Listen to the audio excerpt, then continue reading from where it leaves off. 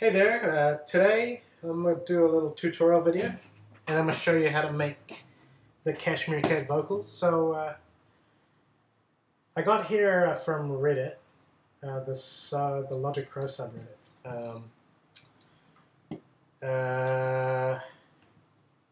Yeah, so the guy wanted to make this song here.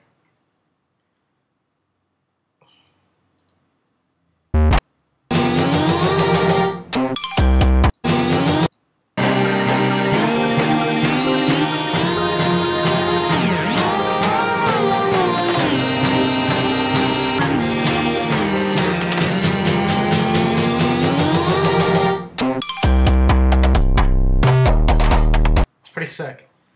Pretty stoked about the song because I don't actually normally listen to Cashmere Cat, so that's actually fucking awesome. Anyway, so he posted a tutorial video on how to do it in Ableton, and the guy on Ableton had a pretty good idea how to do it. So this dude couldn't figure out how to do it in Logic, so I'm gonna show you how.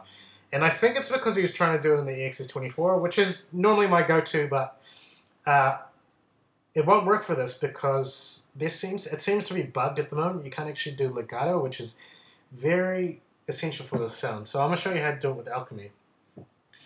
So I mentioned that there was a tutorial video in Ableton. I can link to that. I'm just going to do the same thing that he did, basically. I'm going to use the same vocal that he used. So he used this Ellie Goulding. Wait, are we recording? Yeah. We use this. He used this Ellie Goulding sample here. I'll show you what it feels like. Now I'm on the outside. Yeah, you get the idea. So he used this part here, which I think is a good. This oh wow part. It's very nice. So I'm gonna show you how to do the basic way of doing it, and then I'll show you how to fix it up a little bit, make it a little more palatable. Because it might not be great the first time you try. So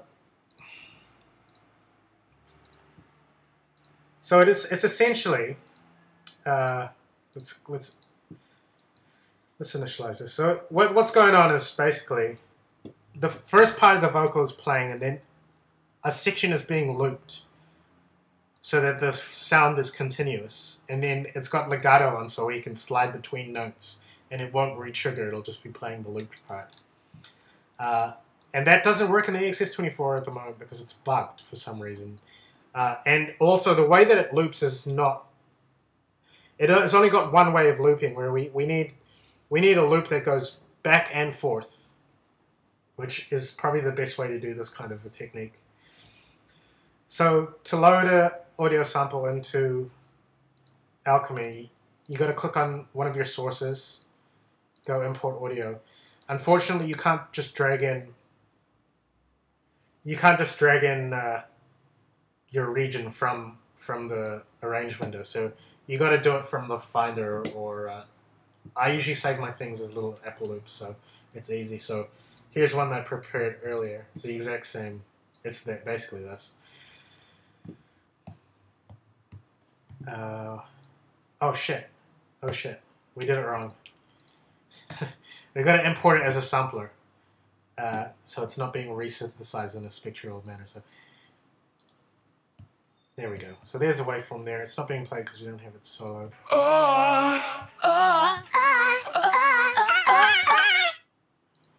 So what we have to do is we've got to loop it. So you want to find a part that's nice and constant. That's what's really key to the sound. So like, even before you get to the stage, you need to select a really good vocal sample that'll have a nice looping part, or else you're going to have problems. In terms of what's constant, you need the timbre to be constant. That's not hard because if you've got a dry vocal sample, you've got a dry vocal sample. But the most important thing is that the pitch stays constant. You need a part where the pitch stays constant. The fuck? And also the volume, but the volume's not as it's not that much of a problem. In fact, the volume can add little fluctuations that can be nice. I mean, the pitch, same could be said for the pitch, but you'll see what I mean. So we're going to turn the loop on. And we're just going to find a part to loop.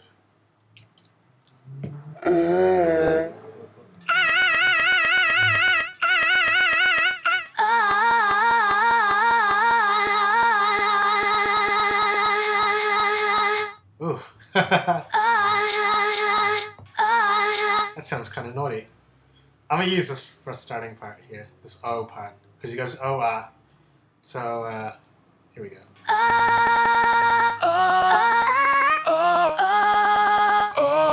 So that's pretty much the sound right there. You could use continuous. This is how it works in the EXS. But it sounds kind of unnatural there. You can turn the crossfade on.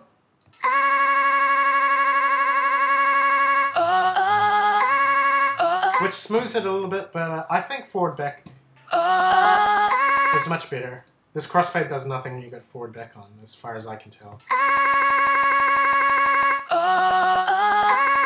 Now, if you're getting clicking and stuff like that, like basically you need to just make sure that the way that it loops is in a nice constant part. You don't have any big parts like this. Maybe if I bring it in here.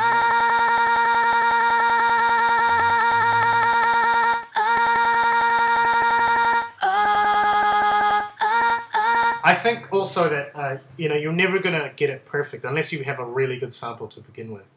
But there's ways that you can soften it up anyway. So anyway, that's half of the sound. The next part was we need to make it mono.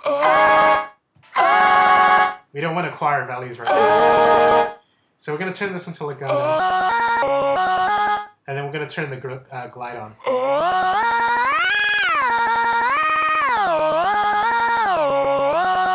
So that's pretty much it.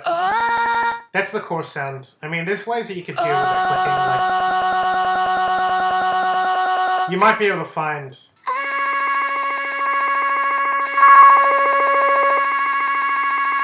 You might be able to find parts where it's clicking, but it seems like the clicks have harmonics, so we're not going to be doing that in the EQ anytime soon.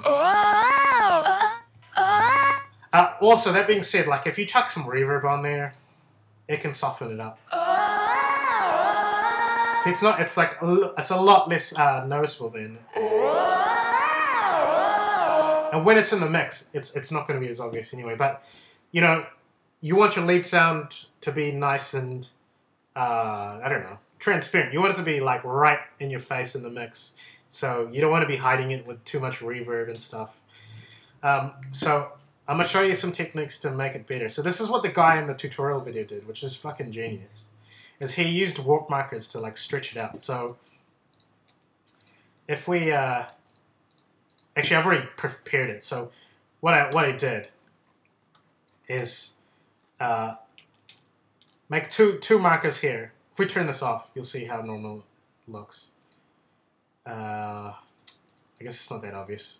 But anyway, this was in here like that. Yeah, there we go. So that's normal.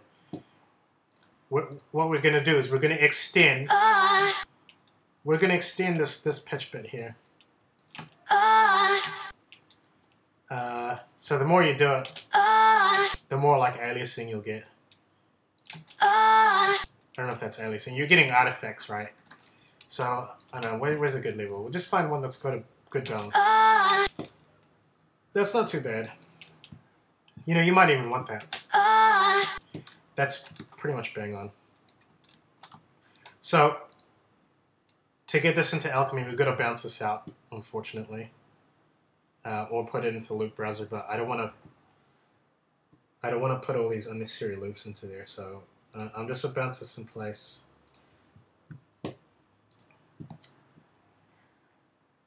And then export that.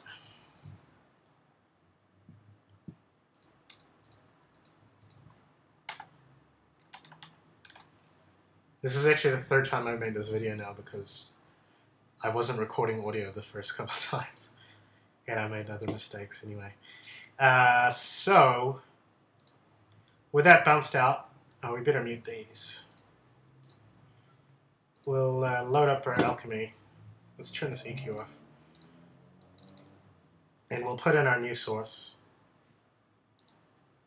Whoops. Oh yeah, so... I'll just play it again for you. God, my logic is lagging. I'll turn the reverb on. So you can hear that clicking, right? So we're going to import in the new region, so put into the drop zone. Here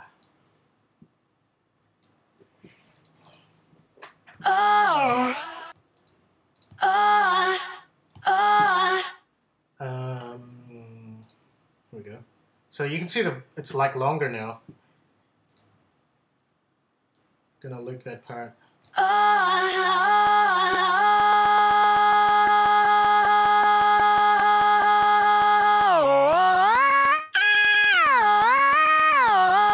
The longer the loop, the less obvious the longer the looping region, the less obvious the clicking will be.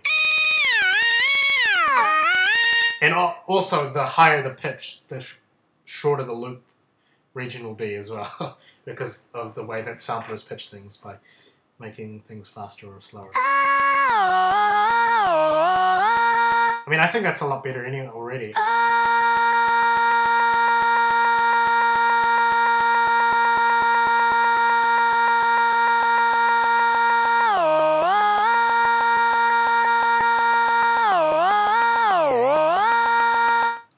I mean, it's not gonna be perfect. Put the reverb back on there.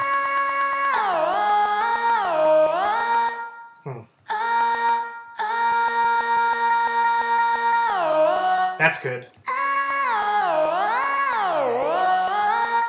Yeah, so that's the sound. Let's have a little jam. Here's a song I don't know, here's a little jam I made one night.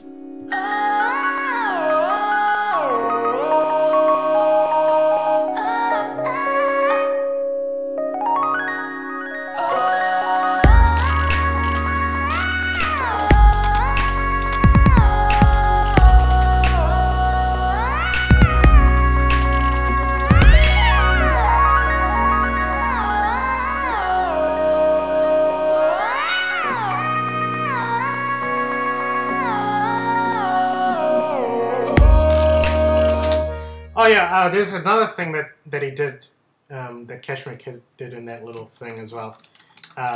He used the tape stop effect. That's the other thing that you. It's not essential to the sound, obviously, but I'll just show you. I'll show you how to do this as well, because it's not. People don't really know how to do this in Logic either. Well, what am I doing? We need to bounce this.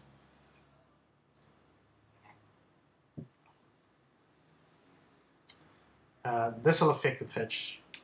So, I mean, I just recorded that little jam there.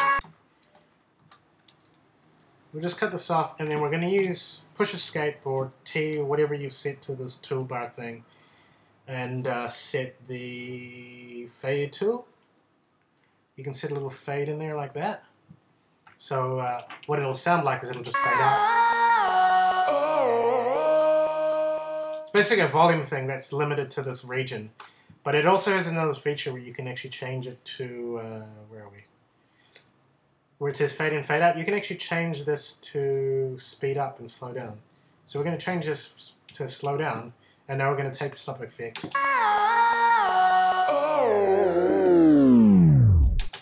Which is a cool effect. That's probably too long, so we'll just put it, whoops, don't want to curve it. We'll put it at the end here.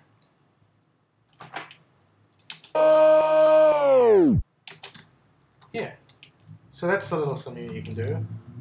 And we'll just shorten it, get it to like.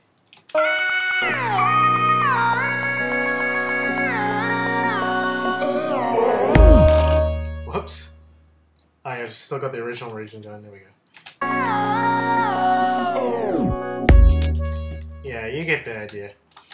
Anyway, like I said, if you want to get a really good sounding style, I mean, it all depends on the actual vocal sample that you use from the start. And you need something constant. You need something constant in terms of pitch and in terms of volume. So there's ways that you can get around that, like, especially volume. You could just use a compressor or something. You could do what the guy did in the tutorial, where you can stretch up the bit that you want, or you could just pick a sample that actually just has a long part that you know that could be looped quite nicely. Yeah. And then in terms of clicking, I mean, there's ways that you can fix it as well with like the way that you crossfade. I'm sure that there's ways that you can actually EQ it. Because that click's going to be in there somewhere. So you can just take it out. But yeah, that's basically the sound.